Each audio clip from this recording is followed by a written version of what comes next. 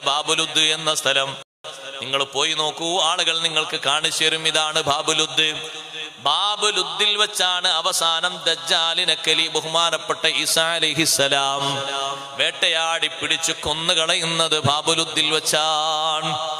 ആ ഈസാ നബി അലൈഹിസ്സലാം ഭൂമിയിലേക്ക് വരുന്നത് 7 വർഷം ഇവിടെ പ്രചാരണ പ്രവർത്തനം നടത്തുന്നത് സയ്യിദുനാ റസൂലുള്ളാഹി സ്വല്ലല്ലാഹു അലൈഹി വസല്ലം തങ്ങളുടെ ദീന് ഒന്നുകൂടി ശക്തിപ്പെടുത്താനാണ്. ഈസാ നബി അലൈഹിസ്സലാം മദീനത്ത് വരൂലേ? വരും.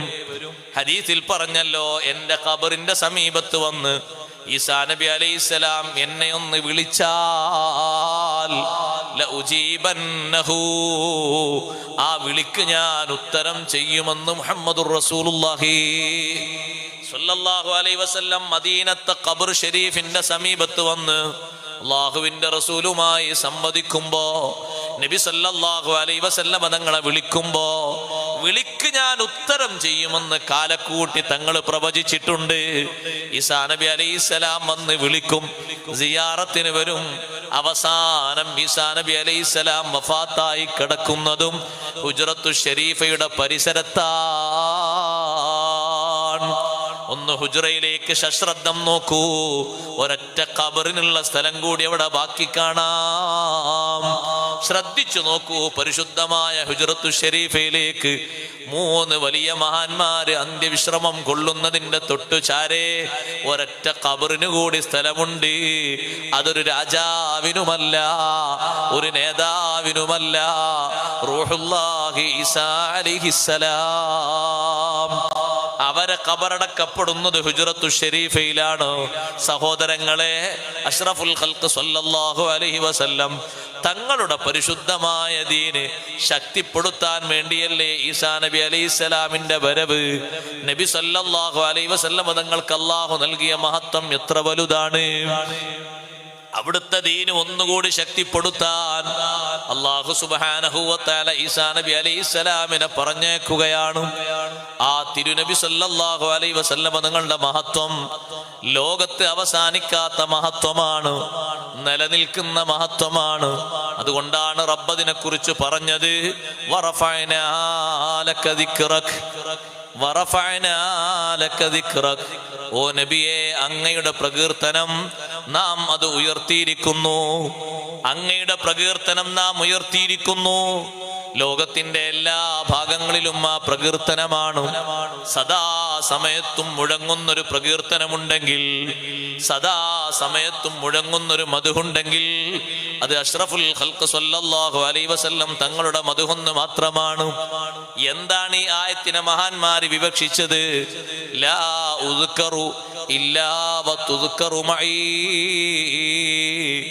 എന്നെ പറയപ്പെടുന്ന എല്ലാ സാഹചര്യങ്ങളിലും തങ്ങളെയും പറയപ്പെടും നബിയേ. എവിടെയെല്ലാം അല്ലാഹുവിനെ പറയപ്പെടുന്നുണ്ടോ അവിടെയൊക്കെ മുത്ത് നബി സല്ലല്ലാഹു അലൈഹി വസല്ലം തങ്ങളെയും പറയപ്പെടണം. അല്ലാതെ ഒരു സംഗതി പൂർത്തിയാകില്ല. വെള്ളിയാഴ്ച ഖുത്ബ ഓതുന്ന ഖതീബ് ഹംദ് മാത്രം ചൊല്ലിയിട്ട് ഖുത്ബ നിർവഹിച്ചാൽ ഖുത്ബ സ്വഹീഹല്ല. ഹംദിന്റെ ശേഷം സ്വലാത്തും ചൊല്ലണം. നിസ്കരിക്കുന്ന ഒരു മുസ്ലിം നിസ്കാരത്തിൽ അല്ലാഹുവിന് അഭിവാദ്യം അർപ്പിക്കുന്നു. ആ അഭിവാദ്യം കഴിഞ്ഞ ഉടനെ ലോകത്തിന്റെ നേതാവിന് സലാം പറയുന്നു. ആ ഒരു സലാം പറയാതെ ഇവിടെ നിസ്കരിക്കാൻ ആർക്കും കഴിയില്ല. നിസ്കാരത്തിന് മുമ്പും മറ്റു സന്ദർഭങ്ങളും ബാങ്ക് വിളിക്കുമ്പോ, അല്ലാഹുവിനെ സാക്ഷ്യപ്പെടുത്തുമ്പോ അഷ്ഹദു അല്ലാ ഇലാഹ ഇല്ലല്ലാഹ് എന്ന സാക്ഷ്യപ്പെടുത്തൽ കൊണ്ട് മാത്രം ബാങ്ക് പൂർത്തിയാകൂല. അഷ്ഹദു അന്ന മുഹമ്മദർ റസൂലുള്ളാഹ്. 24 മണിക്കൂറും ഈ ഒരു ശബ്ദം ലോകത്ത് മുഴങ്ങിക്കൊണ്ടിരിക്കുകയാണ്. വാങ്ക് മുഴങ്ങാത്ത ഒരു സമയം ലോകത്തില്ല. നിസ്കാരം നടക്കാത്തൊരു സമയവും ലോകത്തില്ല. നമ്മളിപ്പോൾ ഇശാ നിസ്കരിച്ചു, പലരും മഗ്രിബ് നിസ്കാരത്തിന് വേണ്ടി കൈകെട്ടുന്ന ആളുകൾ ലോകത്തുണ്ട്. അസ്ർ നിസ്കാരത്തിന്റെ സമയമായി അതിനു വേണ്ടി തുനിയുന്ന ആളുകളുണ്ട്. അതുപോലെ തന്നെ മറ്റു പല ഭാഗങ്ങളിലേക്കും തുനിഞ്ഞു നോക്കിയാൽ നാം നിസ്കരിച്ച നിസ്കാരത്തിന്റെ പിറകോട്ടുള്ള നിസ്കാരങ്ങളൊക്കെ പലയിടങ്ങളിലും ഇപ്പോഴും നിർവഹിച്ചു കൊണ്ടിരിക്കുന്നു.